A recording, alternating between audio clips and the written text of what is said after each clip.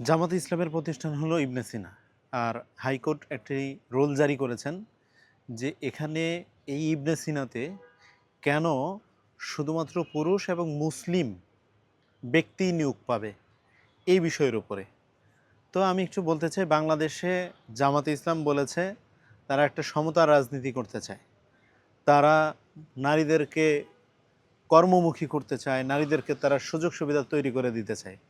তাহলে জামাতের প্রতিষ্ঠানে যদি তারা নারী নিয়োগের ব্যবস্থাপনায় না রাখে, আর সেখানে অমুসলিমদের জন্য যদি সুযোগ সুবিধাই না থাকে, সুযোগই যদি নিয়োগের সুযোগই না থাকে, তাহলে তারা কিভাবে মুখে বলে যে তাদের প্রতিষ্ঠান শুধু না, তারা বাংলাদেশে নারীদের কর্মসংস্থান করবে এবং নারীদের কর্মসময় কমিয়ে আনবে।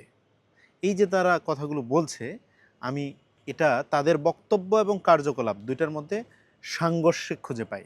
জামাত আজ অবধি কোনো কথা দিয়ে কথা রাখতে পারে নাই। তারা মুখে বলে এক কথা, কিন্তু কাজে কর্মে এবং অন্তরে তাদের ভিন্ন কথা থাকে। প্রতিনিয়ত জনগণের সাথে তারা প্রতারণা করে। ৭১-এর মহান মুক্তিযুদ্ধ থেকে শুরু করে আপনি যদি বলেন, প্রত্যেকটা জায়গায় জামাত এদেশের মানুষের সাথে প্রতারণা করেছে, দেশের মানচিত্রের সাথে বেইমানি করেছে। সেই জন্য তারা রাজাকার যেমন, তারা বিশ্বাসঘাতকও তেমন। ২৪-এর গণঅভ্যুত্থান যদি না হতো, জামাতের উত্থান হতো না।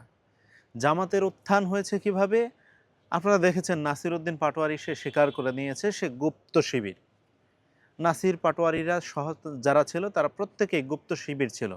বিভিন্ন দলে, বিভিন্ন মতে, বিভিন্নভাবে তারা লুকিয়ে ছিটিয়ে ছিল।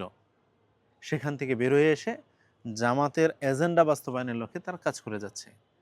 তো সেই ক্ষেত্রে আমি যদি বলতে চাই যে এই জামাত যে কাজগুলো করছে, তারা একদিকে বলছে নারীদেরকে তারা সম্মান করে, এই জন্য কর্মসময় তারা কমিয়ে দিতে চায়। অন্যদিকে উল্টো হচ্ছে, ইবনে সিনাতে নারীদের কর্মসংস্থানের কোনো ব্যবস্থাই থাকছে না।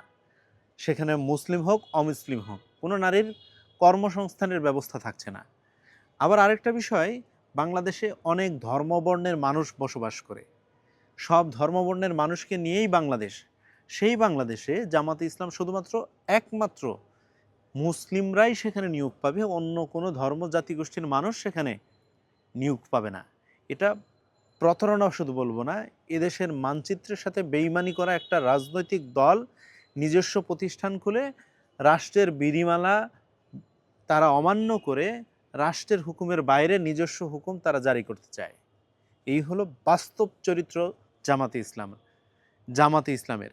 সেই ক্ষেত্রে আমি হাইকোর্টকে ধন্যবাদ জানাইতে চাই যে তারা একটা রুল জারি করেছে, এবং যথাযথ পদক্ষেপ নেওয়ার জন্য আমি অনুরোধ করতে চাই যে জামাত ইবনে সিনা শুধু না, ইবনে সিনা, ইসলামী ব্যাংক সহ নানাবিধ যত প্রতিষ্ঠান তাদের আছে, প্রত্যেকটা প্রতিষ্ঠানে তারা নিজেদের কর্মী ব্যতীত কাউকে নিয়োগ দিচ্ছে না।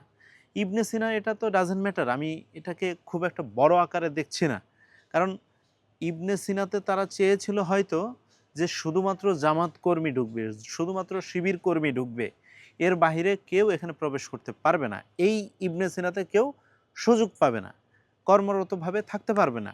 সেই ক্ষেত্রে যেহেতু সেটা সরাসরি বলা কিংবা করা দুইটাই আইনত দণ্ডনীয় অপরাধ, সেই ক্ষেত্রে তারা এটাকে একটা অবস্থান হিসেবে নিয়েছে যে শুধুমাত্র মুসলিম এবং শুধুমাত্র পুরুষ ব্যক্তি ব্যতীত অন্য কেউ এখানে কর্মের সুযোগ পাবে না। তাই জামাতের হাতিয়ার হলো তাদের প্রতিষ্ঠানগুলো। তারা বাংলাদেশের অর্থনীতিকে যেমন ভালো অবদান রাখেন, ঠিক তেমনভাবেই বাংলাদেশের অর্থনৈতিক মেরুদণ্ড তারা নিজেরাই দায়িত্ব নিয়ে ভেঙে দেন।